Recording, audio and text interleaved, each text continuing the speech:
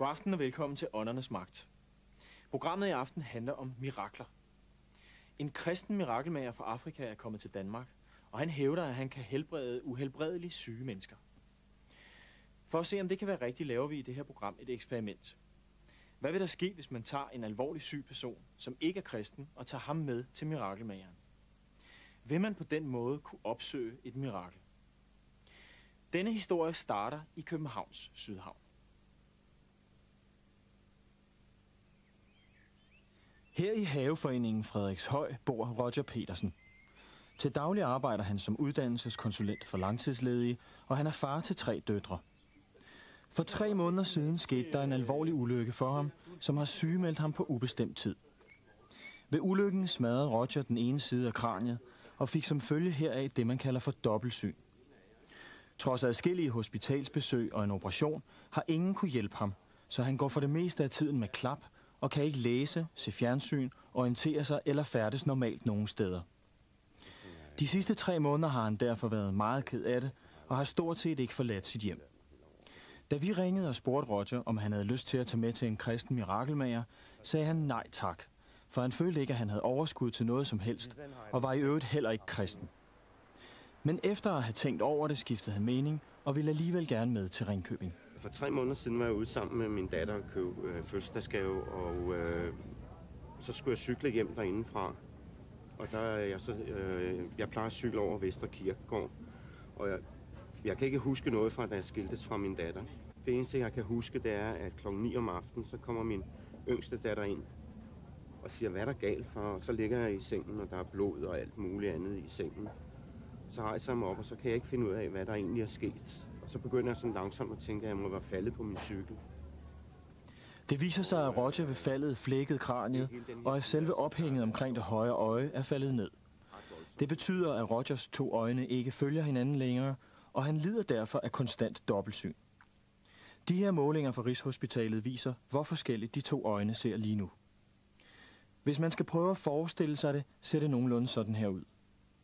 Dobbeltsynet gør, at Roger ikke kan orientere sig, og derfor er blevet handicappet i næsten alt, hvad han foretager sig. For at fjerne dobbeltsynet er han derfor nødt til at blænde det ene øje med en klap. Så har jeg været trist, ikke? Og ikke kunne lave noget, og så når jeg hælder op i en kop og sådan noget, så hælder jeg ved siden af koppen, og når jeg asker med mine askebær, så løber asken ned ved siden af askebæret, og når jeg går op i Irma, så vælter jeg alle dåserne ned og sådan noget, fordi at jeg ikke kan se noget over i den her side, ikke? Så går jeg ind i ting, jeg går ind i folk, og det, der sådan set er dumt ved det, det er, at det her øje herovre, altså faktisk, at det fungerer perfekt, ikke? Altså hvis jeg lukker det her øje, så ser jeg ganske normalt alt sammen her, bare kun med 1 øje, ikke? Og så synes jeg sådan ligesom, hvis jeg kunne sige, at jeg kun skulle have 1 øje resten af mit liv, det kunne jeg jo så leve med. Men jeg har 2 øjne, der fungerer, men de arbejder så bare ikke sammen, men. Efter et utal af hospitalsbesøg bliver Roger nu opereret og kraniet sat sammen igen. Men dobbeltsynet forsvinder ikke. Det viser sig nemlig, at slaget også har lammet både den nerve, der styrer den øverste øjenmuskel, og flere andre nerver i ansigtet. Roger kan ikke andet end at ligge i sin seng og vente, og han er dybt frustreret over, at hverken operationen eller undersøgelserne har hjulpet noget som helst på synet. Jeg kan ikke holde det ud mere, vel? Og så ligesom jeg er ligesom opgivet lidt, ikke? Jeg har tænkt, altså, da jeg var inde på hospitalet her i tirsdags var det, der havde jeg det faktisk sådan, så jeg havde lyst til at vælge skrivebordet ud over det hele, eller jeg blev fuldstændig desperat også, ikke? Fordi at hele tiden. Spørgsmålet er altså, om øjenmusklen nogensinde kommer til at virke igen. Roger er nu indstillet til endnu en øjenoperation, men der kan godt gå et halvt år, før han kommer til. Så blev ringet op i morges og blev spurgt, om du havde lyst til at tage med over til Jesuskirken i Ringkøbing. Jamen, hvad tænkte du så? Der var jeg trist, og så da jeg blev spurgt om det, der var jeg sådan, jeg orkede det næsten ikke. Jeg kunne slet ikke overskue at skulle til Ringkøbing. Så jeg sagde i første omgang jo nej. Så hvad fik dig så til at ændre mening? Det ved jeg ikke, fordi min yngste datter var der, og hun synes jo, det er åndssvagt, ikke? og så kan jeg, så hende fik jeg jo ikke nogen støtte fra, hvad det angik, vel? Det får jeg så på så mange andre måder. Men så, jamen, så var det som om, der var noget, der sagde til mig, at jeg skulle. Altså ligesom om, det skal du gøre. Altså lige pludselig, ikke? Tror du egentlig på Jesus Kristus? Nej, jeg har svært ved at tro på Jesus. Det har jeg. Hvis du nu bliver helbredt i aften, hvad vil du så kalde det? Altså, jeg vil kalde det et mirakel. Det vil jeg helt sikkert. Altså, hvis jeg kommer til at se normalt, når jeg går derfra i aften, så er det et mirakel. Det vil jeg sige. Eller det er det ord, man bruger jo, mirakel, ikke? Jeg kunne måske også sige, at det var godt klaret, eller sådan noget. Skal du være helt ærlig, tror du så på, at det vil ske?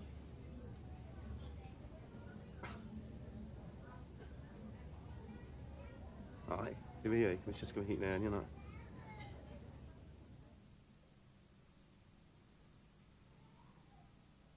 Klokken er nu 6 om aftenen, og vi ankommer til en regnfuld Ringkøbing. Selve vækkelsesmødet starter først klokken 7 her i dette anneks til Ringkøbing Idrætshal. Men pastoren, Charles Endifon, er allerede nu ved at forberede sig mentalt på aftens mirakler. Charles Endifon er født i en lille landsby i Nigeria i Afrika, og opdagede, da han var ung, at han var i stand til at påkalde sig Guds kraft til at helbrede andre mennesker. Det er blevet til en karriere, hvor Charles Endifon afholder mirakelmøder over det meste af verden med base i Amerika. Det er vækkelsesmøder efter bedste amerikanske stil med halleluja og masser af kormusik, og noget, der med danske briller kan minde om religionshysteri. Det interessante for os bliver at se, hvordan det vil påvirke en ikke-troende som Roger og blive udsat for sådan en omgang. Charles mener selv, at det er Guds ånd, der helbreder folk, og ikke ham selv. Han kanaliserer bare den hellige ånd. It's like this. People say, what do you mean by spirit? It's like the wind that blows, Jesus said. You don't see the wind, but you see the effect of the wind and the lives of people. It's like the wind. You see clothing move back and forth, you know the wind is moving. You don't see it, but you experience it. That's the same thing with the Spirit of God. You see people are standing, all of a sudden they're healed. Vi fortæller Charles Endifon, at vi har taget en person med, som ikke er kristen. Men det mener han slet ikke er noget problem, snarere tværtimod. Christians just have it in their head, but people that hear it fresh believe it from the heart. You know, Jesus said, I didn't come for those that are saved, I came for the lost. Tell your friend to expect the miracle tonight, okay? Salen er efterhånden ved at være tæt pakket af syge og dårlige. Rygterne om manden, der kan få folk op af rullestole, og de døve til at høre igen, er løbet stærkt. Og folk kommer fra alle afkroge af kongeriget. Roger, der normalt kun sætter sine ben i kirken til bryllupper og begravelser, føler sig noget ved siden af i denne kristne menighed.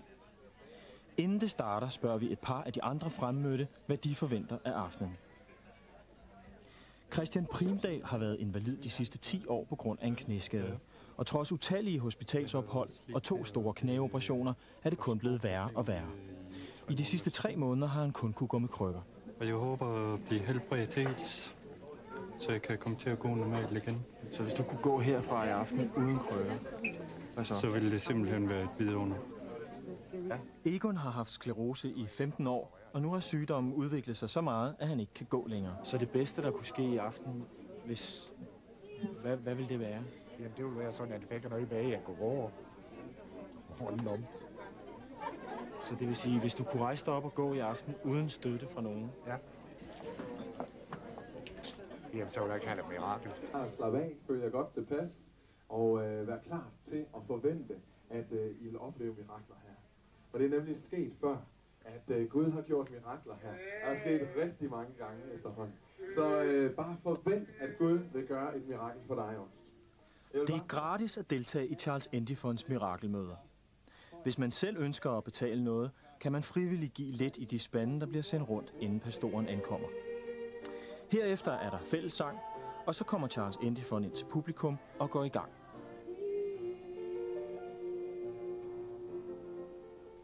It's a joy to be here again tonight. Now, let me be sure again. How many people here need a miracle from God? In this section, put your hand. Put your hand up. You need a miracle from God. That's quite a lot of people. Helbredelserne starter med, at Charles Endifon af de højere magter ganske nøje får beskrevet nogle helt bestemte lidelser hos personer blandt publikum. De personer henvender han sig nu direkte til for at få dem op på podiet. We love you, Jesus. There's somebody that came here tonight. You have some pain right now around your stomach. Somebody else, you have a problem with your left elbow. God loves you. Gud elsker dig, Jesus wants to heal you. og Jesus ønsker at And helbrede somebody else on your right side, you have pain running all the way to the down lower side of your leg. Somebody else, you have a problem on the right side of your leg, inside. dig. Og så er der nogen, der har et problem med deres højre ben på indersiden af benet. God wants to help you. Og Gud ønsker at hjælpe. Hallelujah. Who are the people I just mentioned right now? Hvem er de personer, jeg lige nævnede her? You have a problem right here? Som har Just quickly come here right now. Hallelujah. op foran. Charles beskriver ikke noget, der ligner Rogers sygdom, så han bliver siddende. Derimod rejser 12 andre personer sig op, og iblandt dem er Christian med det syge knæ. Don't worry. The rest of you don't worry. God is going to heal them, and then you will receive your own miracle too. What about you, sir? Hvad med dig? You have pain in your stomach? Der er også A lot of pain in your stomach? What about you? Stomach and feet. What's wrong with the feet? Circulation. Okay, what about you? My knee, Your knee? What's wrong with your knee? What? strong pain, Der er stærke smerter i knæ. strong pain. Strong pain? Yeah, Why do you have the crutches? Hvorfor? because I can walk without. You can't walk without it? No, it's too strong pain. Do you have any pain running down the back side of your leg? Har du nogen smerte på bagsiden? From back here? From about here to my feet, You came expecting a miracle? Kom du og forventede en mirakel? always. That's good. You want to walk out of here without the crutches? Vil du gå herfra uden I krykker? do. You believe Jesus will do it for you? Tror Jesus vil gøre det for dig? Believe it. You believe it? Jeg tror det. I have good news for you. If I carried your pain, Hvis jeg bar din smerte, if Jesus carried your pain, hvis Jesus bar din smerte, how does that leave your legs? hvordan efterlader det så dine ben? Healed. Healed? Helbredt. You believe what I just told you? Tror du, hvad jeg lige har sagt I til do. dig? Take off your crutch. Move your legs up and down right now. Move it up and down. Move it. Don't be afraid. Move it. Yeah. Let's give God praise for that. Thanks God. How? Just take them up. Walk. Come on. Let's go. Walk. Come on. Let's walk. Move your legs up and down. Say hallelujah. Let's give God praise for that. Hallelujah. Amen! Hallelujah. Hallelujah. It's one. Hallelujah. Thank you! Let's give God praise for that tonight. Thank you, Jesus. So you can just keep this here right now. Hallelujah. Charles Endifon mener, at nogle sygdomme i virkeligheden skyldes dæmoniske besættelser af mennesker, og at man derfor skal drive de onde sygdomsånder ud af personen, før de bliver raske. Det kan være en meget dramatisk affære. Sofie fra Aarhus har længe haft stærke smerter i underlivet, men Charles mener, hun er besat og vil nu foretage en eksorcisme. Somebody ministry team, somebody come quickly. Hallelujah. God's power is healing her. Guds kraft helbred. It's making her whole. Han gør hende helt. That's the power of God. Guds kraft. Every infirmity Hver eneste svaghed is gone. er væk. There, the power is all over her. Guds kraft. There he goes. Thank you, Jesus. Thank you, Jesus. Oh, there he goes. Jesus, we give you praise. God's power is all over her. That's wonderful. In Jesus' name. I command you, foul spirit, loose her in Jesus' name. Loose her in Jesus' name. Every infirmity be gone now. Hver eneste svaghed. I bind that work of the devil. Jeg binder det You djævelens come out in Jesus' name. Stand up straight. ret herop. It's okay. It's okay. It's okay. You're precious.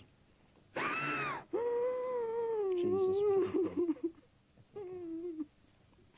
It's okay. It's okay. He took your pain. Han tog din smerte. He took it. Han tog den. What caused the pain? Det er en underliv, jeg har. Do you have pain when you push it? Og smerten, når du skubber til den. Okay. Push it right now. Don't be Så prøv afraid. at skubbe til den lige nu.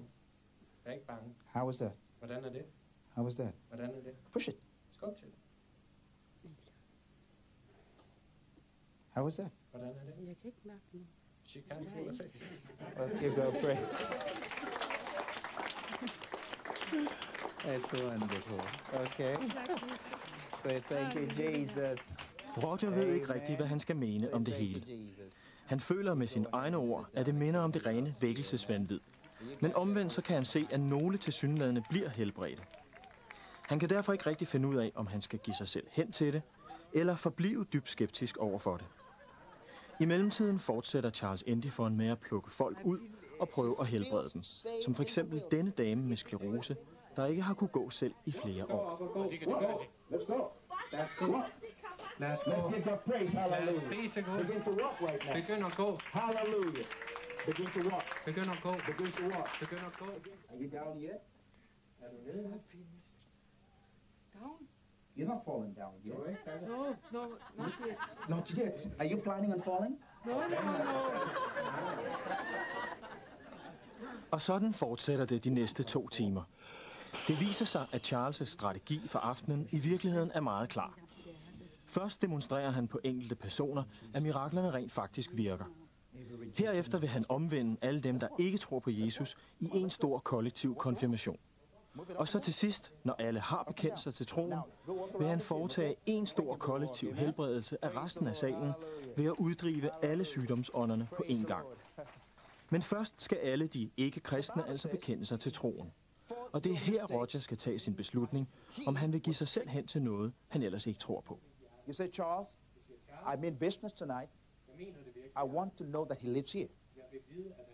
Put your hand up boldly right now. Right up. Let me see your hand. Lots of hands here. Put your hand right up. I see lots of hands all over the place.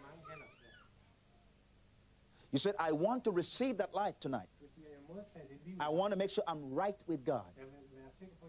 Put your hand up again. Wave at me. Say, Charles, look at me. I'm here. I want to make sure I don't miss anyone.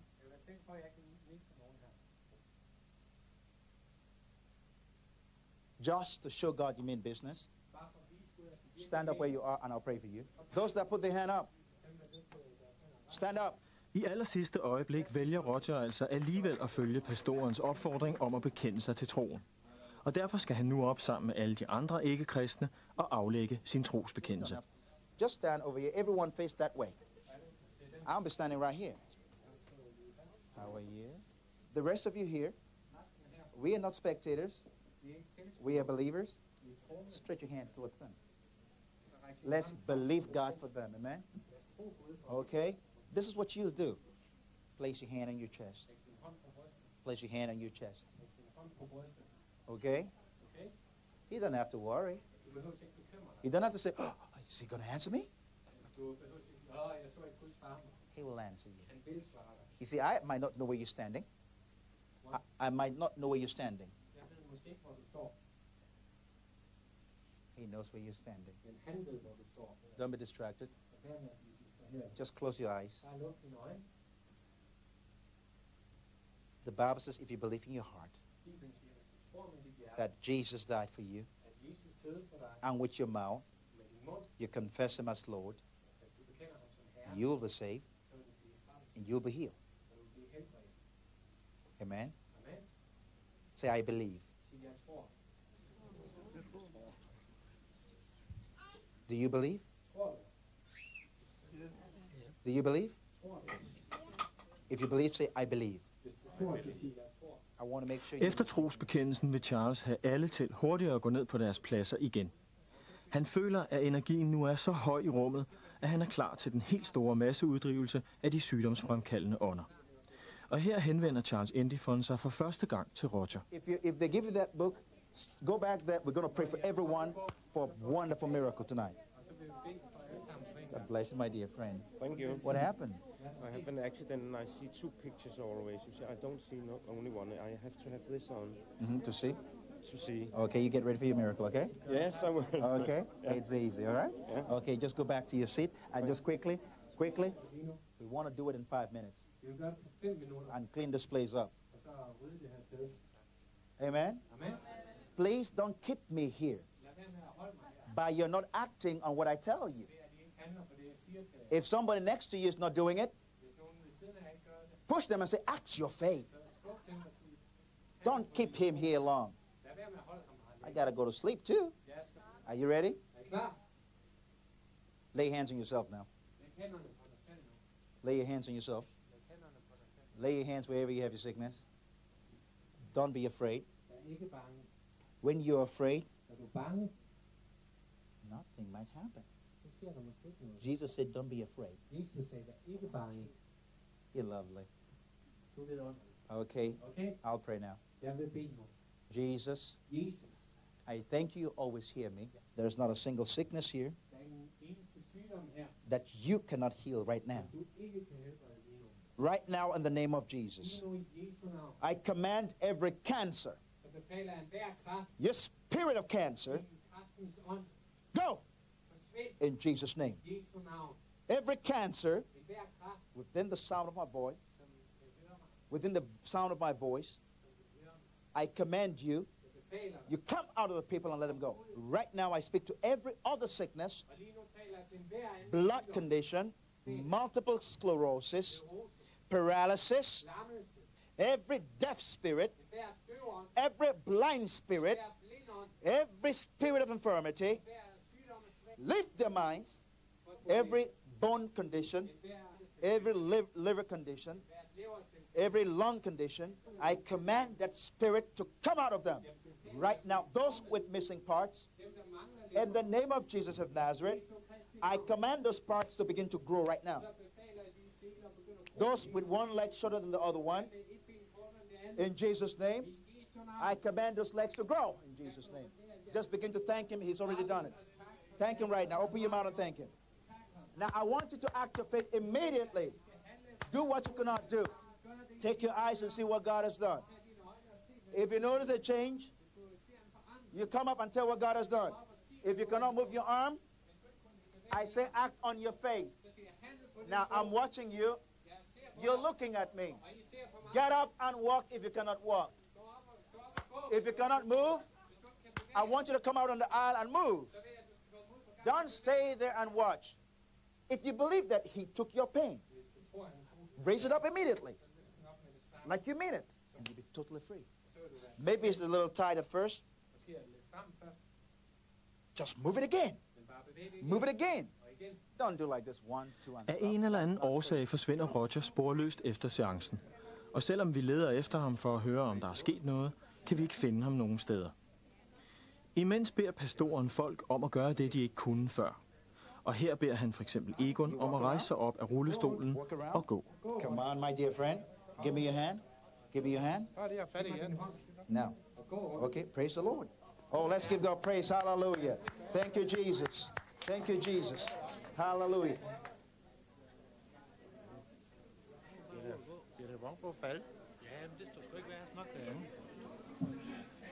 Just act on your faith. If you notice a change, wave at me and say, thank you, Jesus. A lot of wonderful things have already happened. A lot of wonderful. Har han kunne gå sådan, som han gør der derhjemme? Det er lang tid siden. Hvornår har han sidst kunne gå sådan der? Jamen, jeg tror, det er nok 2 år siden. 2 år siden? Ja, det Er du ikke helt... det er fuldstændig rystet. Now, I vores søgen efter Roger støder vi på Christian ude på gangen. Han er helt euforisk og kan efter sit eget udsagn løbe for første gang i 10 år. Først så blev min krop sådan lidt varm, og så sad jeg bare ned i højre ben, og så var der slet ingen smerter. Og så pludselig finder vi Roger på gangen. Det er fuldstændig vanvittigt. Siger du? Ja, det siger jeg. Jamen, jeg kan ikke forstå en skid af det hele. Hvad er der sket? Jamen, jeg aner ikke, hvad der er sket, med. Jeg kan bare ikke, altså... Jeg spørger hele tiden Sebastian der, om jeg holder hovedet skråt, eller om jeg holder hovedet lige. Han siger, jeg holder hovedet lige. Du holder hovedet lige nu? Ja, og jeg ser et billede. Det gør jeg altså. Det er fuldstændig åndssvagt. Jamen, jeg har nægtet, jeg har været herinde, og så er jeg gået rundt, ikke? Og så har jeg prøvet at få dobbeltsyn igen og alt muligt andet, fordi jeg kan ikke finde ud af det. Fordi, altså, det er jo helt åndssvagt. Ser du mig lige nu? Jeg ser dig lige nu som et billede, ja. Og jeg går rundt og eksperimenteret med mine hænder og alt muligt andet. Det er da helt skørt.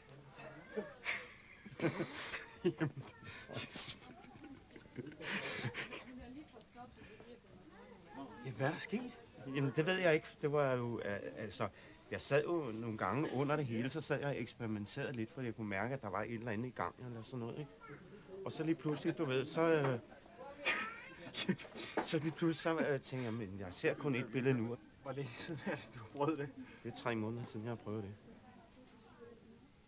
Det er fuldstændig vildt. Det kan jeg ikke forstå en skid af. Det kan jeg ikke. Det må jeg indrømme. Altså, selvom jeg prøver på at tro på et eller andet eller sådan noget, ikke? Så forstår jeg det ikke. Altså... Helt skørt. Følte du noget på noget tidspunkt? Jamen, jeg følte, at da jeg skulle holde her, ikke, der begyndte det her øje heroppe at bevæge sig meget, vibrere og sådan noget, ikke? Så tænkte jeg, det er jo ligesom, du ved, jeg har før haft sådan nogle tics og sådan noget. Sådan nogle nervøse trækninger. Det var sådan, det føltes, ikke? Så tænkte jeg, det er nok, fordi jeg koncentrerer mig så meget om det. Jeg tænkte ikke på, at der var noget, der var i gang. Først og fremmest er jeg jo glad for det der, at jeg kan se, ikke? Og så tænker jeg, er nu det? Eller sådan noget. Er det bare noget, er noget, jeg bilder mig ind, at jeg kan se? Eller er det noget, jeg bilder mig ind, at det her øje fungerer? Jeg skal jo ind og have målt det. Og så når jeg får det der skema, så kan jeg jo se. Så kan jeg se sort på hvidt. Men altså lige nu er der jo ikke nogen problemer, vel?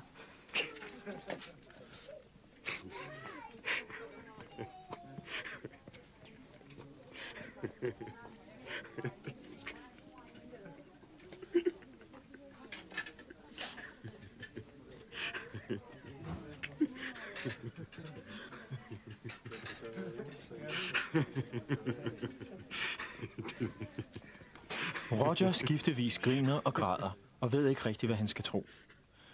På turen tilbage til København er han helt stille og sidder bare og kigger ud af vinduet.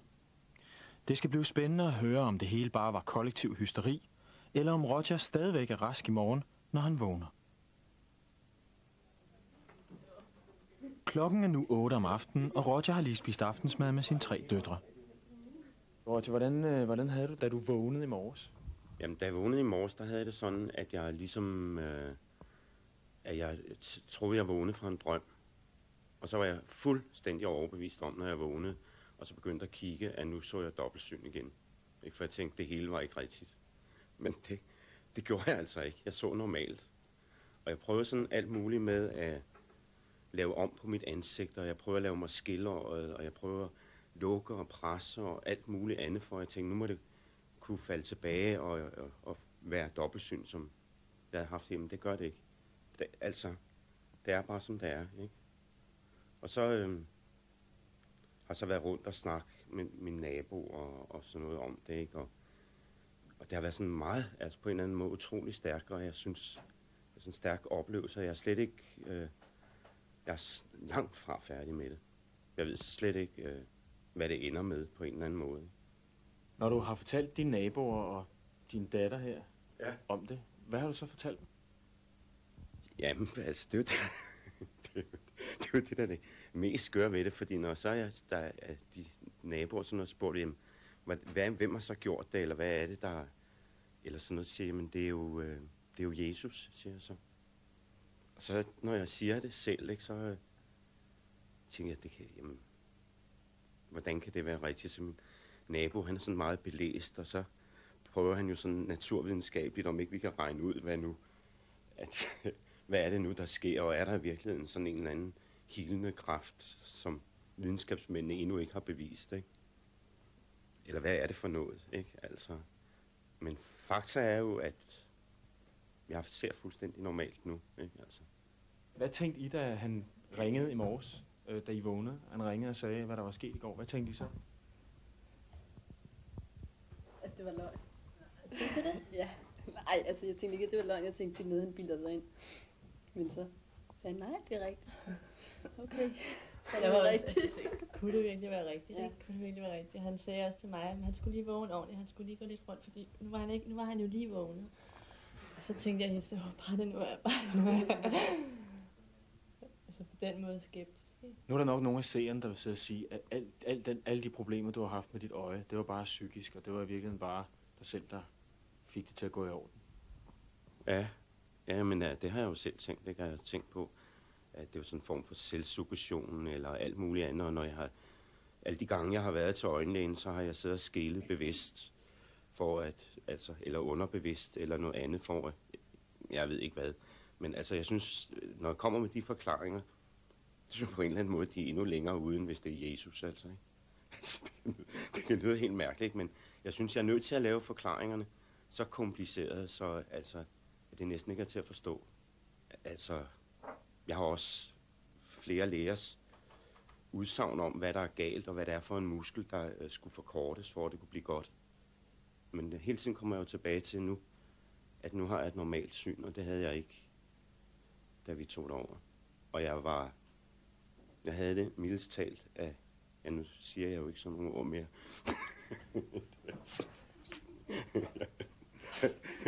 Du siger ikke af helvede til mig.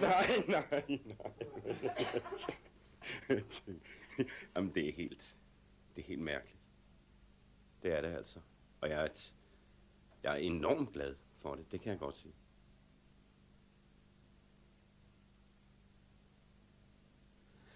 Roger har nu endelig fået en indkaldelse fra Rigshospitalet til en forundersøgelse før øjenoperationen. Men hospitalet ved ikke, at Roger har genvundet sit normale syn på et mirakelmøde i Ringkøbing. Hvad vil målingerne vise, og hvordan vil øjenlægen forklare helbredelsen? Og hvordan har Roger det i det hele taget nu, hvor tingene er kommet på afstand? Hvordan ser du på alt det, der er sket nu? Jamen altså, nu har jeg jo sådan...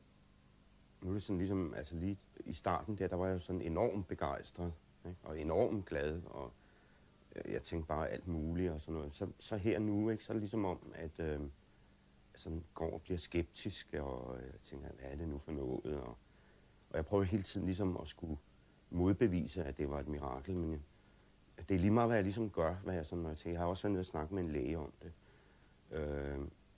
Så kan jeg ligesom ikke modbevise det. Altså, for det jeg mener, selvom jeg nu skulle få at vide af lægen, at det er en spontan helbredelse, som ofte sker eller sådan noget, så er det jo der er alligevel mystisk, at det sker, mens jeg står der fra klokken 11:55 til klokken 12. Ikke? Og ja, man kan sige, jeg var jo heller ikke, da jeg var derovre, jeg var jo meget skeptisk egentlig, da vi tog derover, og jeg var også sådan meget, jeg tænkte, ja, altså, og sådan, jeg så godt ham der, grønlænderen, der begyndte at gå og sådan noget, ikke? Så tænker jeg, jamen det er måske hans sidste kræfter i benene, han anstrenger for at gå, eller et eller andet, ikke? Men jeg kan ligesom ikke modbevise det, så er det ligesom om, at når jeg ikke kan det, så har det nogle andre konsekvenser. Hvad er det for konsekvenser? Jamen det er jo sådan med mit liv i al almindelighed, ikke? Altså med, at hvis jeg lige pludselig... Altså der er flere, der har spurgt mig, om jeg er blevet kristen. Altså mange har spurgt mig, ikke? Og det tør jeg ikke svare på. Hvorfor ikke? Jamen jeg ved det ikke. Hvad er det, der er skræmmende ved den tanke? Jamen så skal man jo opføre sig ordentligt, altså.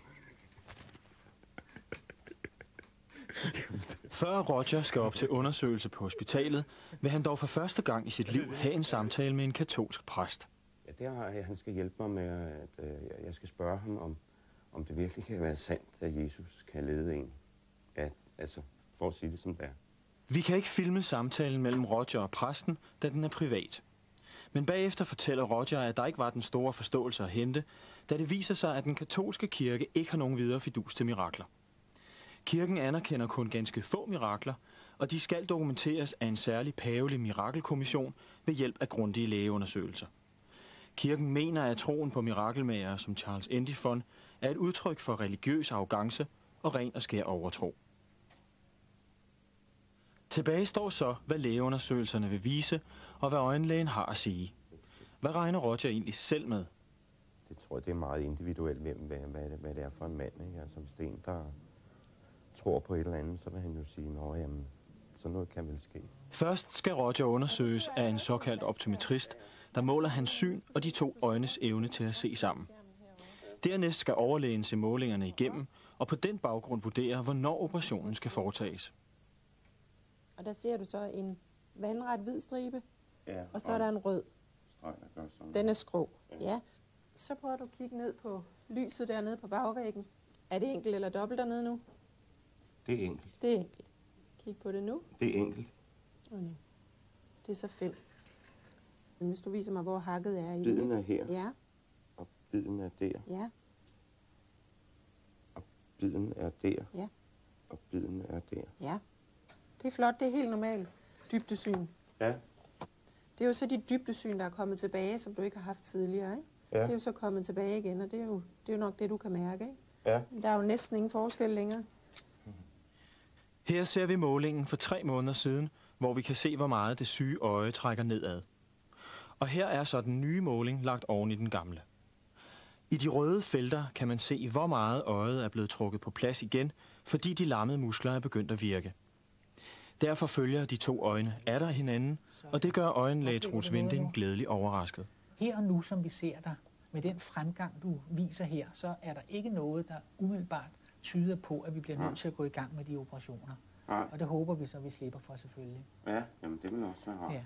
Og det, som glæder mig mest ved at se nu her, det er jo, at du har fået dit dybdesyn tilbage. Ja. Det vil sige, evnen til at lægge de to øjnes billeder sammen, er du faktisk ved at have fat på igen. Ja. Altså, du tager det ene øje, du tager det andet øjes billede, lægger dem sammen, og ikke nok med, at du lægger dem sammen, du begynder at kunne se dybden i det. Ja. Og det er jo den fineste form for samsyn, som vi overhovedet har. Og det vil sige, at din følelsessans er jo også kommet pænt tilbage. Ja.